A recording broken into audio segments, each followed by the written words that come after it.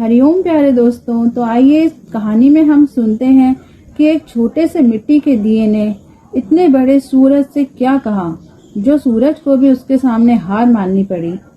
तो एक शाम एक छोटे से घर के कोने में रखा हुआ छोटा सा मिट्टी का दिया बड़ा ही उदास बैठा हुआ था।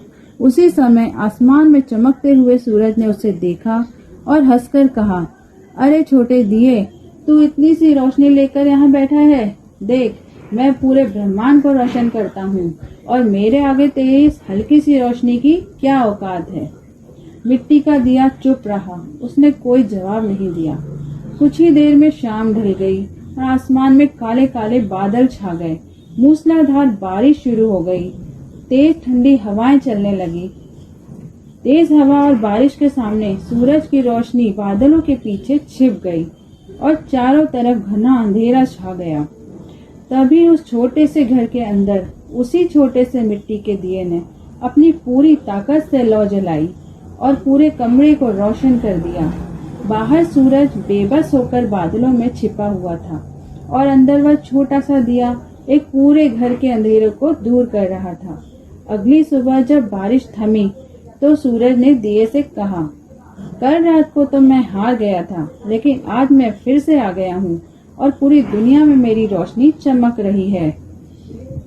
इस बार मिट्टी का दिया थोड़ा मुस्कुराया और बहुत प्यार से बोला, हे सूरज भाई, आपको अपनी विशालता पर घमंड है और मुझे अपनी छोटी सी क्षमता पर कोई गिला नहीं है।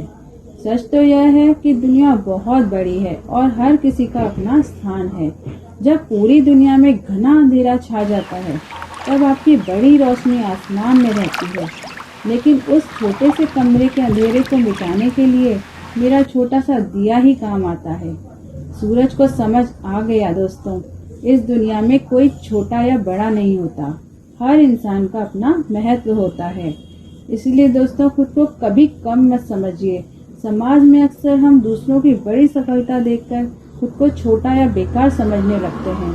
याद रखिए, आपकी काबिलियत चाहे छोटी हो या बड़ी, लेकिन सही वक्त पर ज्यादा काम आती है।